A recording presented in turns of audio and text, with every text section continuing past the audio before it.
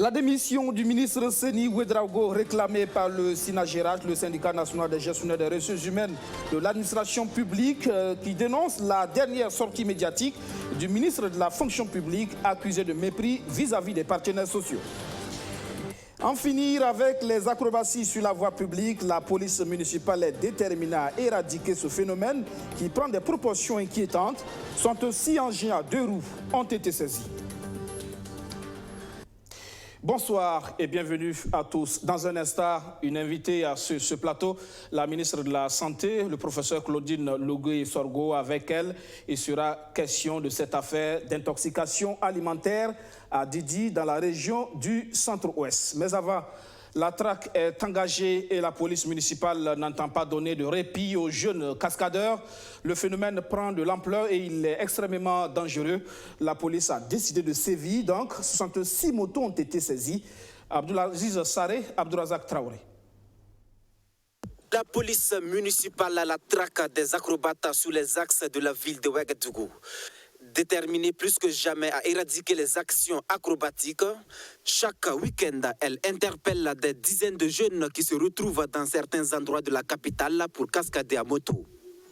Rien que la semaine dernière, les flics ont interpellé plus de 60 cascadeurs et ont saisi leurs engins à 2 roues.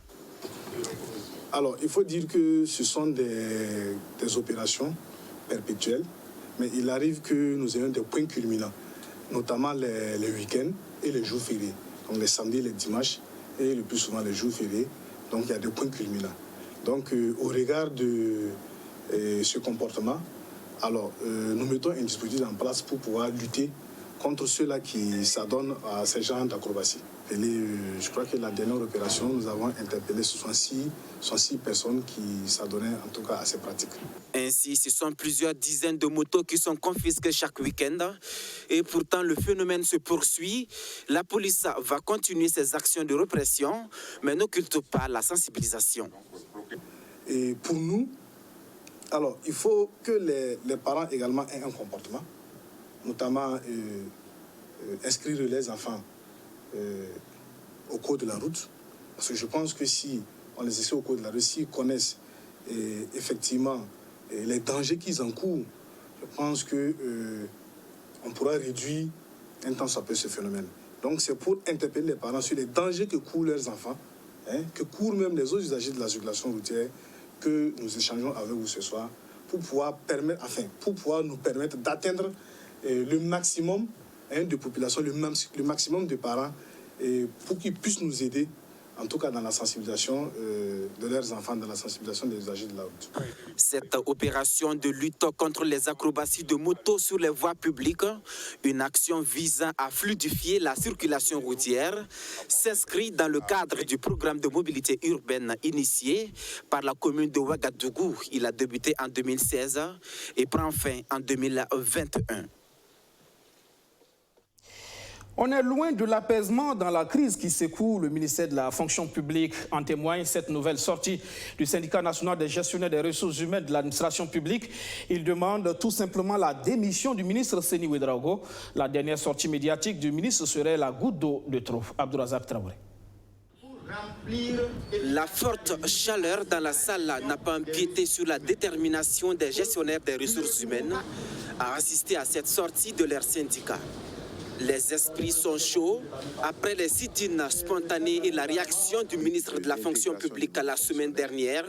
C'est un SINAGERAC rempli de colère qui s'est présenté à la presse ce 4 septembre. Sur les antennes de BF1, quand le professeur Seni Ouedraogo avance des chiffres allant de 100 000 à 500 000 francs CFA comme prime de motivation réclamée par les GRH, les concernés s'en offusquent et crient à des propos mensongers. Et les calculs qu'il a faits sont faux et les données ont été volontairement tronquées.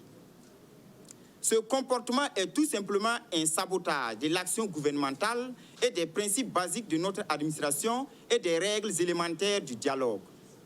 La volonté du ministre est tout simplement de jeter le discrédit sur les GRH. Les GRH reconnaissent cependant avoir produit des propositions conformément au protocole d'accord signé entre eux et le gouvernement en août 2017. Il s'agit d'un document de base à la discussion, selon les animateurs de la conférence de presse. 2 ans après, le groupe de travail devant être mis en place n'est toujours pas effectif pour statuer sur les éléments de motivation. La faute au ministre Seni Ouedraogo pour avoir interrompu la réunion sur la question sans raison, regrette le SYNAGERH. L'autre indignation est relative à l'information selon laquelle le ministre de la Communication s'est impliqué dans le dialogue. La nouvelle est soutenue par Seni Ouedraogo, mais les syndicats disent n'avoir jamais rencontré Rémy Tandjounou. Les griefs de ce genre sont multiples. Le syndicat, à bout de souffle, exhorte son ministre à rendre le tablier.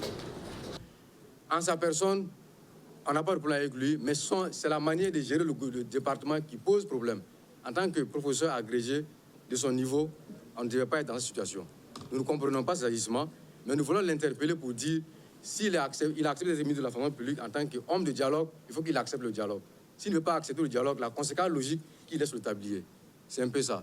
À quand la fin de cette crise qui n'a que trop duré? Chaque parti campe sur ses positions. En attendant un dénouement heureux, ce sont les usagers qui font les frais. Des milliers de dossiers d'avancement et de retraite sont en souffrance depuis des mois. Les dossiers en souffrance concernent aussi les concours. Les conditions de l'organisation avaient été décriées par le secrétaire général du SYNAGERH, qui était en même temps le directeur de l'organisation. Une critique mal appréciée par le ministre Seni Ouedraogo. Souleymane Zoromé a été viré de son poste. Qu'en pense l'intéressé lui-même? Suivons sa réaction ce matin. En aucun moment, nous avons la volonté d'empêcher un Burkinabé d'exprimer, j'allais dire, son droit de participer au concours, quoi que ce soit. Mais nous disons que si nous devons participer au concours, que cela soit dans les conditions les meilleures pour nous éviter les problèmes que nous avons connus. Ce sont entre autres ces problèmes-là qui nous ont conduits en tant qu'AG pour répondre à une invitation d'une télévision, pour effectivement dire que si on veut que le pays marche, chaque fois que nous faisons, j'allais dire, des innovations, il est bon de s'asseoir et réfléchir sur ce qui s'est passé. Quelles ont été les difficultés? Pourquoi il y a eu ça? Comment corriger? C'est en cela dont il y a eu des couacs. Au lieu d'apporter un démenti, ce que nous avons dit sur la chaîne de télévision, on nous a relevé sous forme de sanctions. C'est un non-élément pour nous. Ça n'est jamais arrivé au Burkina. Ça ne nous empêche pas d'évoluer. Donc nous ne faisons pas de commentaires là-dessus. Seulement, nous disons que c'est une dictature, la pensée unique, que le gouvernement veut faire inculquer à la jeunesse que nous sommes. C'est ce que nous ne voulons pas accepter. Invité de ce 9h30, la ministre de la Santé, le professeur Claudine Lougué-Sorgho, avec elle nous parlons de ce drame, cette affaire d'intoxication alimentaire à Didi dans le centre-ouest. Elle a fait plus d'une dizaine de morts, d'autres seraient dans un état critique. Bonsoir, Madame la ministre. Bonsoir. Merci de répondre à notre invitation. Merci. Alors, ce drame, comme je l'ai dit tout à l'heure, une intoxication alimentaire à Didi, on en parle ces 112 dernières heures. Quel bilan à l'heure actuelle? Et merci. Avant de donner le bilan, permettez-moi de camper un peu le décor. C'est le dimanche 1er que les structures du ministère de la Santé ont été informées de 2 décès survenus en communauté, c'est-à-dire dans un village, le village de Lapio, et les structures sanitaires ont été informées par l'afflux massif de toute la famille dans le CSPS de Dir à 6 km du village Lapio. Et le CSPS a été très rapidement envahi parce que la famille est constituée d'une vingtaine de personnes. Et les malades, il y a eu 5 morts au niveau du CSPS. Et les malades ont été rapidement évacués au CHR de Koudou. Du CHR de Koudou, certains malades ont été évacués dans des structures hospitalières de référence que sont les CHU de la ville de Ouagadougou, ainsi que certains patients ont été évacués au CHU de Bogodougou et au CHU Yalgado-Ouedraogo. Et au total, il y a eu une famille d'une vingtaine de personnes, donc une vingtaine de personnes qui a été contaminée. Il y a eu 12 morts. À cette étape, permettez-moi de transmettre au peuple burkinabé les condoléances du gouvernement, et le Premier ministre a tenu à ce que je présente au nom de tout le gouvernement les condoléances à la famille éplorée, à la commune de Didir et à la province du Sangué et à toute la région du centre-ouest. Et les autorités administratives ont pris le problème à bras-le-corps. Le ministère de la Santé a activé rapidement le centre d'opération et de riposte aux urgences sanitaires pour qu'on investigue, pour connaître la cause de ce décès. Et qu'en est-il exactement? Que s'est-il exactement passé? Et il y a eu des festivités dans la famille et le reste de la farine qui a servi à faire le zomkom a été séché. Et cette farine séchée a été incorporée à de la céréale, du mil, du petit mil et à des feuilles de haricots pour faire ce qu'on appelle le yongon en djoula ou le gonré, les beignets de petit mil et de feuilles de haricots. Et toute cette vingtaine de personnes a consommé ce yongon. Et donc, le CORUS ayant été activé, le Laboratoire national de santé publique ayant été activé, il a fallu procéder à des analyses. Et il y a eu des prélèvements biologiques, c'est-à-dire le sang et les urines des patients. Et il y a eu des prélèvements des aliments consommés également, l'huile, le dolo, le nyongon en question.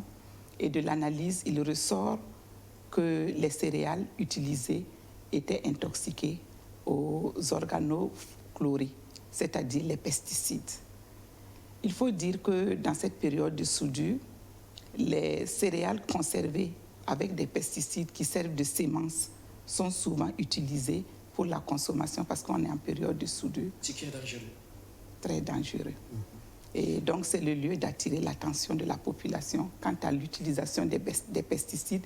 Il faut veiller à ce que nous contrôlons encore l'entrée sur notre territoire des pesticides. Et il faut nous avons invité les populations et nous saisissons l'occasion de votre antenne pour inviter les populations à bien laver les céréales avant de les consommer. Bien laver les céréales. Est-ce que là, on peut parler de... Il n'y a pas eu de lenteur dans la prise en charge du problème? Parce que 12 mois, vous dites, c'est énorme quand même. Je pense que les 12 morts sont dus, en fait, à la puissance du pesticide. Sinon, l'événement est survenu dès le dimanche 1er. Et le dimanche 1er, le ministère de la Santé s'est activé. La première prise en charge a eu lieu au niveau du CSPS de Didir. Et je saisis également l'occasion de votre antenne pour remercier les autorités communales de Didir qui ont contribué à la prise en charge des patients. Et les patients qui ne se sentaient pas qui n'étaient pas vraiment bien ont été évacués au CHR de Koudougou. Du CHR de Koudougou, j'ai moi-même été appelée par Madame le gouverneur du centre-ouest pour dire que ça n'allait pas. Et donc, rapidement, dès le dimanche 1er, le ministère de la Santé a activé ces structures de riposte aux urgences qu'on appelle CORUS. Le CORUS, c'est le centre d'opération et de riposte aux urgences sanitaires. Et le laboratoire national, ils se sont déportés sur le terrain pour sécuriser les repas consommés, sensibiliser les populations, faire les prélèvements afin d'investiguer pour savoir quelle était la cause du décès. On peut dire que le ministère a été très prompt. Réactif. Voilà. OK, sur ce sujet. Alors, on a parlé de cas critiques. Qu'en est-il aujourd'hui? Et je vous ai dit que le bilan faisait état de 12 morts et 2 personnes sont hospitalisées au CHU Bogdogo. Il y a un qui est dans un état critique, l'autre se porte plus ou moins bien et il y a 6 personnes qui sont toujours sous surveillance. Alors, c'est peut-être, on saura le dire, ignorance ou négligence, on saura le dire, comme je l'ai dit, mais des enseignements forcément à tirer à partir donc, de ce drame, à partir de cette situation. Et il faut que les populations lavent bien les aliments, surtout les céréales qui sont conservées. Maintenant, on utilise beaucoup de pesticides pour conserver les céréales. Le haricot, le mil, le maïs, il faut que les populations lavent bien ces céréales-là avant de les consommer. C'est le message que je veux lancer à l'égard de la population et surtout que nous faisons également attention aux pesticides que nous commandons. Il faut que les pesticides commandés soient homologués. Et ça aussi, c'est un problème, justement. Ces pesticides non homologués qui entrent sur notre territoire peuvent causer donc de tels dégâts. Alors, on vous dira merci. Un appel peut-être particulier encore ou... Les condoléances du gouvernement à la famille éplorée et puis nous menons des actions de soutien psychologique à la famille et puis faisons attention à notre santé. La santé, c'est quelque chose de précieux qu'il faut préserver et je voudrais remercier les acteurs de la santé qui ont été prompts à la réaction et qui ont activé tout le mécanisme afin que ceux qui pouvaient être sauvés puissent être sauvés. Merci Je encore, remercie Madame la toute ministre. la chaîne. Merci encore d'être passé dans le 19h30 ce soir. Merci. Vous restez avec nous pour la suite. Il dit avoir échangé avec les différents protagonistes de l'affaire Charbon-Fin et il conclut qu'il n'y a pas eu tentative d'exportation frauduleuse d'or dans cette affaire. C'est le CISAG, le Conseil d'information et de suivi des actions du gouvernement qui parle. Cette organisation de la société civile pense qu'il faut laisser la justice faire son travail. Maguid Bakouan, Archimède Boy. Dans sa dernière conférence de presse, le CISAG avait promis de rencontrer les différents acteurs concernés du dossier Charbon-Fin, ministère des Mines, Direction générale des douanes, responsable de Essakan, la société minière mise en cause et Ladji Bama, le journaliste qui a révélé l'affaire. Des rencontres que cette organisation de la société civile dit avoir menées afin de situer l'opinion publique sur ce qu'il en est réellement de cette affaire. Les consultations terminées, Issaka Ouedraogo et ses camarades disent être inquiets. Cette affaire risque de discréditer le pays aux yeux des investisseurs étrangers. Les CISAG et coalitions s'inquiètent pour sa part de la cacophonie engendrée par cette affaire et pour l'image peu reluisante qu'elle donne de notre pays. En termes de sérieux et d'attrait pour les investisseurs nationaux et étrangers, mais aussi pour la sécurité juridique des personnes et des biens. Au moment où certains exigent la démission du ministre des Mines soupçonné d'être impliqué dans cette affaire, le CISAG pense que Oumarou Idani est blanc comme neige dans ce deal présumé de Charbon-Fin. L'information que nous avons, le ministre n'a rien à voir dans une quelconque fraude. Ça, je peux, au moins, c'est ce que nous pouvons en tout cas vous dire. Et comme l'affaire est en justice, nous allons voir en octobre, quand le procès va reprendre, nous allons voir l'implication des uns et des autres. Au regard des profondes divergences, ces acteurs de la société civile sollicitent une expertise africaine ou internationale indépendante pour situer l'opinion et la justice. Vraiment, les responsabilités pour nous départager les uns et les autres, il faut cette expertise indépendante, neutre, avec un laboratoire de renommée africaine ou mondiale ou internationale, qui a une crédibilité que personne ne peut contester, pour départager les uns et les autres. Et c'est ce que nous pensons, c'est la solution. C'est la solution. Pour non seulement tranquilliser l'opinion nationale, pour que les gens sachent que non, en réalité, ce qui a été dit, c'est pas ça. Le procès de l'affaire Charbon-Fin est prévu pour octobre prochain. Tout en fondant l'espoir que la vérité triomphe, le CISAG appelle l'opinion nationale au calme et à la sérénité. L'ABER, l'agence burkinabé d'électrification rurale, poursuit sa mission apporter la lumière aux populations rurales. 314 localités ont été déjà électrifiées et dans les semaines à venir, 6 nouvelles localités de la province du Oué vont bénéficier du projet de l'ABER. Avant l'opérationnalisation du service dans ces localités, le directeur général de l'agence effectue une visite sur les chantiers. Surtout Justin Dabiré. L'énergie électrique, vecteur de développement et d'emploi, constitue un luxe dans certaines localités du Burkina. Moins de 4% des Burkinabés en milieu rural ont accès à l'électricité. L'agence burkinabé d'électrification rurale ABER, qui veille à l'électrification rurale, a mis sous tension en fin 2018 314 localités. Dans les semaines à venir, l'ABER va passer à 320 avec 6 nouvelles localités électrifiées. L'objectif du gouvernement est de permettre à 19% de Burkinabés en milieu rural d'avoir accès à l'électricité à l'échéance 2020. Et comme vous le savez, ce projet s'inscrit vraiment dans une campagne nationale d'électrification rurale, dont l'ABER a la charge. Et ici, on était vraiment très satisfaits de l'état d'avancement des travaux qui ont été financés essentiellement par l'effort national. Et à ce jour, donc, c'est près de 800 millions qui ont été investis pour électrifier donc, ces localités. Aweru, Nefralaï Ségéré, Lampa Sarfala et Kongodjan, le directeur général de l'ABER et sa délégation ont visité des bâtiments devant abriter les guichets de paiement des factures, des abris et des poteaux de recordage. Pour le directeur technique de l'entreprise Siemens en charge des travaux, il ne reste plus que le recordement de la Sonabel pour la mise sous tension des installations électriques de ces 6 villages. Les travaux sont finis actuellement. Ce qui reste, c'est de collaborer avec la Sonabel pour le raccordement et la mise en place des coopératives pour que l'entreprise revienne pour faire les branchements. Dans le cadre de l'exécution de ces travaux, il faut dire que nous avons eu l'accompagnement de tous. Les populations nous ont accompagnés, nous avons eu l'accompagnement de l'ABER, le contrôle nous a accompagnés, ce qui fait qu'aujourd'hui, là, les travaux sont terminés à 100% et qu'il ne reste qu'à faire les raccordements.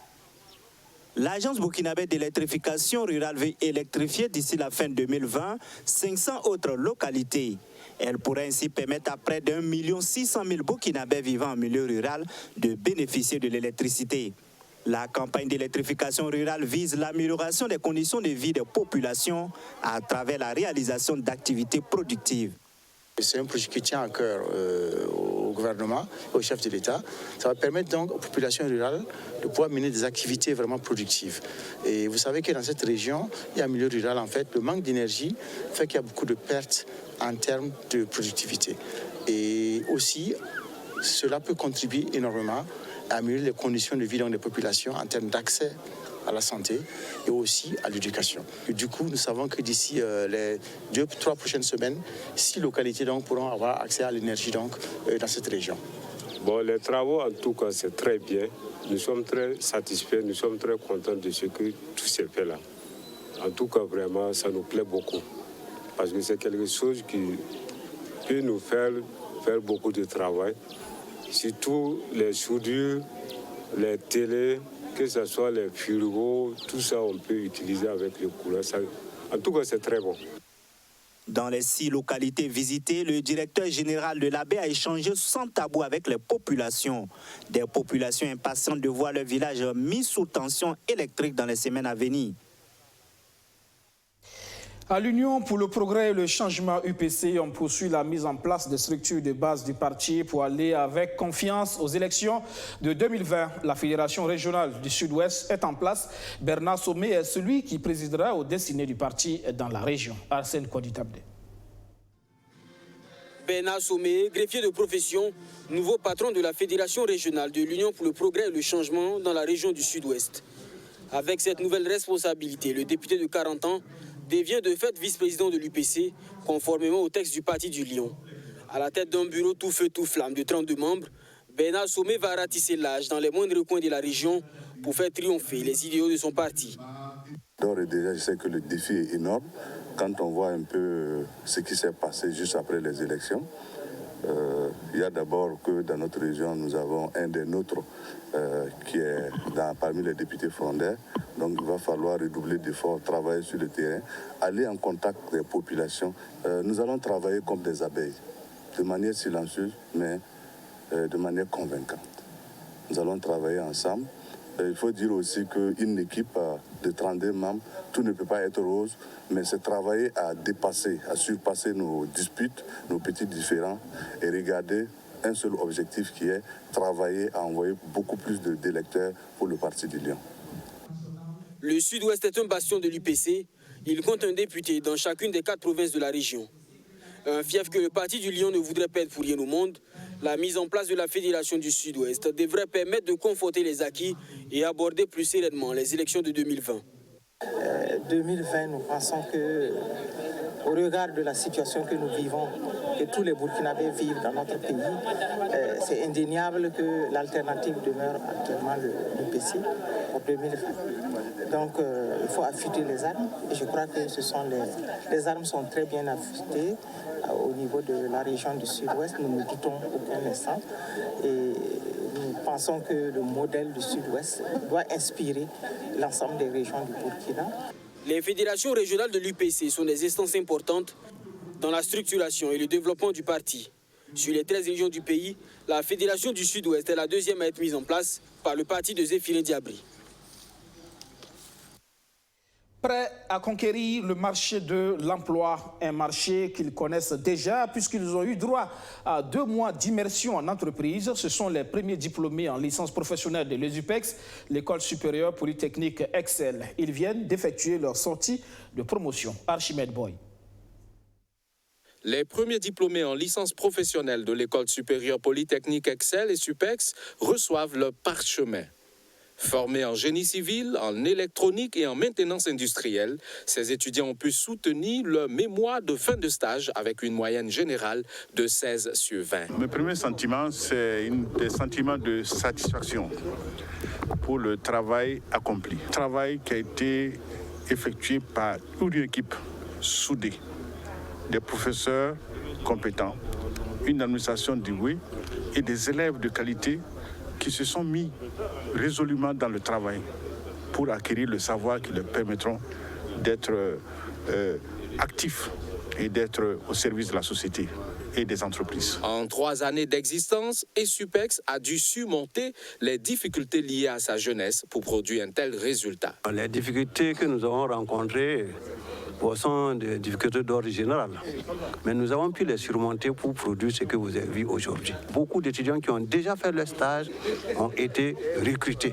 Il y en a qui sont recrutés à Sonabel, il y en a qui sont à l'ONEA et un peu partout.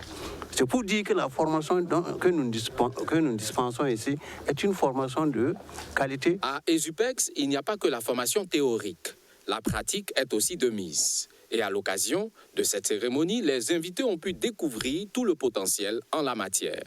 On prélève le matériau, on le met dans le tube comme vous voyez, on met l'eau jusqu'à un certain niveau et on le place sur la machine qui effectue des mouvements. À la compétitivité, ces étudiants devront joindre le courage pour se faire une place sur le marché de l'emploi. Dans la vie, il faut travailler parce que l'homme est nourri. On dit que le bonheur est au bout du souffle.